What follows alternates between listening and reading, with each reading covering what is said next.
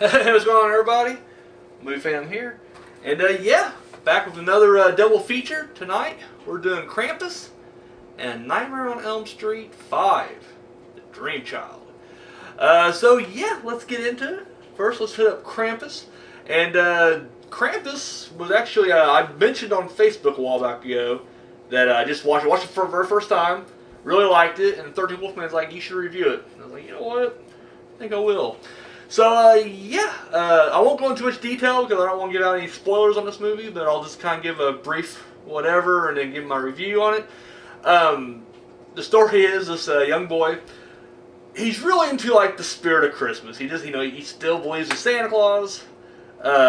He's all about what I believe the true meaning of Christmas is just more the togetherness and all that junk, not necessarily the miracle birth and all that junk. Anyway, so he's really happy about it. The thing is, like, the extended family's coming down, the cousins, and there's even, like, a drunk aunt and everything. So, and they're just all dicks. Like, every one of them's just a dick. So, they show up and kind of ruin the Christmas mood for everybody. And anyways, after this embarrassing incident, he kind of does a Kevin McAllister, and I guess he wishes his family away, or I don't know what he ripped up his letter to Santa. And anyways, that summons Krampus, and that's kind of where the movie begins, or really takes off right there.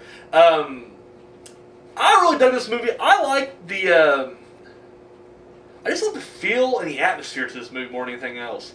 Like, I really dig just the isolated feeling they all have. Like, they're all trapped in this house. And that's one thing I'm really big on. I love movies where they're trapped somewhere and they're kind of like under siege from something on the outside. Whether it be, zombies from Night of the Living Dead, or a bunch of Satan-possessed homeless people, like in Prince of Darkness. Or if it's just Michael Myers in Halloween 4. I mean, regardless of what it is, I love that feeling of everybody just trapped in the house. They're just trying to barricade, the outside. Aliens, signs, just take your pick. But here it's, they're barricading against Krampus and his Christmas demons, or whatever the hell they are. Demonic toys and whatnot. But no, I dig it because, like I said, this mega snow storm of the century type shit comes down on them and everything. And, they start getting picked off one by one. And, it's them trying to survive. Like I said, I love the atmosphere. I love the performances from Adam Scott and Dave Koechner. I like these guys. These guys are great in comedies, but I really love the fact that they actually go on to do several genre, horror or otherwise movies. And I like that because I think you come back to that well. And which is always a fun welcome there. But yeah, like I said, I don't want to give too much away on this. I'm afraid like if I keep going, I'm gonna eventually. Because I love the ending. I think the ending's great. And it's not that we didn't expect there to be kind of a ending, but I definitely just dug it because I don't know. I mean, cause you knew as horror fans, we knew that when the kid woke up, it wasn't gonna be one of those it's all a dream type things, or everything's gonna be happily ever after. So I liked it, but I didn't know what it was gonna be. I was waiting for it. And I was like, okay, let's see what it's gonna be, and boom, there it was, and it was great. Love the different character, or I guess not characters, but the henchmen, minions, if you will, of Krampus. The big jack-in-the-box that eats people. That's fucking terrifying. The gingerbread men, I love that. There's one scene, I guess, tiny spoiler, the kid who gets taken up the chimney. Like, that kid's got to be the dumbest kid ever. Like, I know he didn't talk much, and maybe that's part of the joke, like maybe he is just brain dead or whatever, but it's like, he literally sees a chain of a gingerbread or a gingerbread cookie on the end of it, and you're like, really? Are you really going to go after that? He does. He was fat. That's what he does. That's the whole joke, I guess. He's just like, oh, he's overweight. He'll go for the cookie. And he does, and he pays for it. Yeah, like I said, I don't want to go too much into this, so I'm going to probably shut it off now. I like it, though. Just here now, this will probably become like a new Christmas tradition. I'll eventually buy it and have to throw it in there with Black Christmas and Christmas Vacation. That can be my new trilogy now I watch every Christmas. So yeah, overall, big thumbs up. And then we got Nightmare on Elm Street Part 5, The Dream Child. 88, I believe. I can't believe I'm cheating right now. I should know this. 89? No shit. '89. Well, look at that. And basically, we pick up with the story of Alice from part 4, and her and Dan are expecting. No, they don't realize it at first. He bangs her, and then she starts having these dreams. And what we find out is that Freddy is actually going into that unborn, I guess you should say, fetus, entering its dreams. And of course, since she's the mother, she's experiencing it. And the thing is, she don't have to be asleep to experience them. And of course, now it can pull everybody else in there. And we're back where we started. I like this movie. I'm not gonna lie, I don't quite understand why. I can't really give you guys a good answer on this. Part 4 and Part 5 are my least watched Nightmare on Elm Street movies. Now, I'm going to throw 2 in there too, because I just hate 2, but that's the reason I don't watch it, is I don't like it. I like 4 and 5, and yet I just don't watch them very much. So, a lot of times I'll watch it and be like, oh yeah, I forgot about this, or oh, okay, yeah. I didn't know that was what that was doing, So, I do that a lot. But yeah, I don't watch these very often as I do the other ones in the series. One thing I picked up on, this is just me nitpicking right here, but I'm like, man, this girl has a lot, like, for being like a weird outcast with the alcoholic father and everything, she has a lot of friends. Like, she had a whole batch of friends in part 4, who all get slaughtered, by the way, and then she has a whole new batch of friends in this movie that also get slaughtered. I'm just like, wow, that's a lot of friends. Like, I'm not gonna lie, if you did that movie, like that move, me in that movie, like, part 4 would have been a pretty short cast, and then part 5 would have just been me, and it's like, oh, there you go. That's the end of that. So, I thought it was kind of interesting. I was like, really? She told me like this weird outcast girl or whatever, and no, not to be at all. But like I said, it's good stuff. I really like it. I love the MC Escher-esque dream sequence at the end where you get all these like different stairs going everywhere, and like it's very labyrinth. Expecting David Bowie to pop out and start singing "Jump Magic Jump," or the hell that name song, Magic Baby. I don't know. It was something. Jump, magic, jump, magic, jump, magic, jump, magic, da da da da da da. I don't know the words, but you know what I'm talking about. If you've seen Labyrinth, you know what I'm talking about. But I love that sequence at the end right there. One weird thing I thought about this, and I'm just going to hit like little nitpicks now, because I mean, you guys have all seen this. There's no way you're watching this show right now and are like, I have never heard of a Nightmare on Elm Street Part 5. You fucking heard of it, you know it. So I'm not going to go into a whole like blow by blow plot by, But what I thought was kind of odd was, in part 3 we get Amanda Kruger, and she's like this older woman, we get the old version, and then this one we get some of a younger one, and I don't know, I don't like the younger one as well. Now, I mean, I get it, we're seeing the younger one because the younger one is the, she gave birth to Freddy at that age or whatnot, so, I mean, I guess, but I don't know, the old one just seemed kind of creepy, even though she was a good, and she's good, and she has, good intentions. It just came off creepier when she was older, I guess. But and I'm not sure if maybe the actress died or that was always intentional just to make her younger in this one or whatever the case was. But it was kind of odd. I was just like, oh. Because I ain't gonna lie, I forgot all about a younger Amanda Kruger. I knew she was in it, but I was like, yeah, she's probably old. Probably the old one, like part 3, but not the case. Not the case.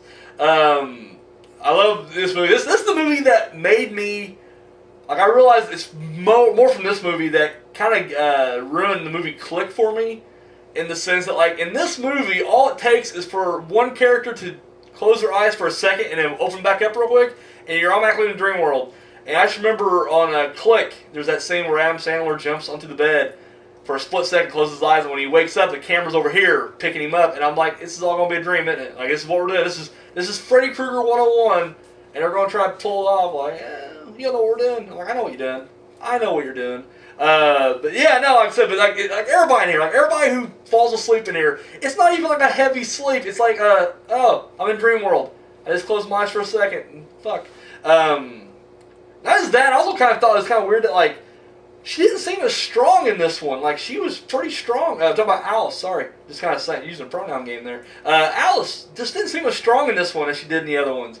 I expected her to start whooping up on Freddy, and it never quite happened. It's like she kind of forgot that she can be a karate master again and do shit. Character of Mark, I really liked him as a kid. That was one of the craziest scenes for me as a child, because that one seemed, even though like, when you watch it now, it's the tamest like possible scene you could have. In the scene, Mark turns into his comic book superhero alter ego, and he starts blasting away at Freddy. Of course, Freddy goes down, but then in his place is Super Freddy. And Super Freddy, at this point now, Mark has turned into a 2D comic book cutout, animated cutout, piece of paper pretty much, and then Freddy sliced it. And for some reason that, even though that seems very tame, because now it's like it's leaking the colors instead of blood, but to me it seemed more intense as a kid because I was like, okay, yes, sure, he's paper. But, he has the feeling, all those nerve endings, he's getting the paper slashed, he's getting, his entire fucking chest ripped out right there. I don't know. Maybe I'm looking too far into it, but I just remember as a kid thinking, holy shit, that's the worst way to go. Seriously, not the worst way, but it's pretty bad. Pretty bad. Getting turned into a giant cockroach and getting crushed, that sucks. That's from part 4. But, this is definitely up there. This guy rank up there is, pretty brutal. And again, it looks so tame. I don't know. Maybe it's just the psychological part of it for me. Maybe I'm reading, maybe I'm reading too much into it.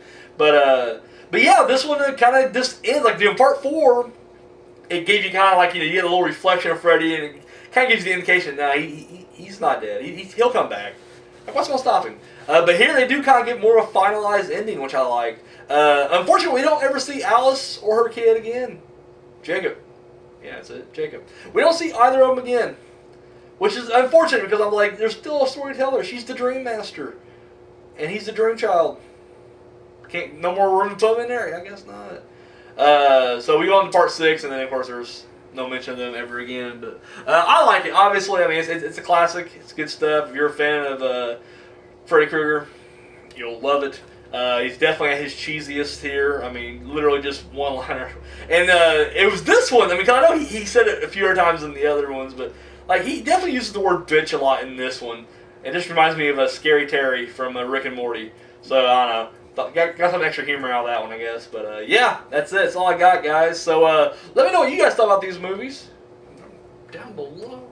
And, yeah, I'll give you guys a quick update as far as, what my status will be, I guess, on this channel this year. Because I told you guys at the very beginning, or a few months ago, that I got a couple other projects I'm kind of working on, and I started kind of cutting back the content on this channel. And I'm just here to tell you that I don't see a change in the foreseeable future. I'm still pretty involved heavily on each project, and yeah, I'm not trying to be all but this is almost a chore at this point, and I never wanted to become that way. Whenever doing a video becomes a chore, the fun's taken out of it. Now, I'm not saying I'm not, enjoying myself. I love watching the movies and whatnot. But it's just I got so much stuff to do, and now it's I got to film another video real quick and try to squeeze it in there somewhere. So, yeah, we're definitely cutting it back, and like I said, it'll be about probably once a month. There may be a couple times where it may be once every couple months. I may skip a month in there somewhere.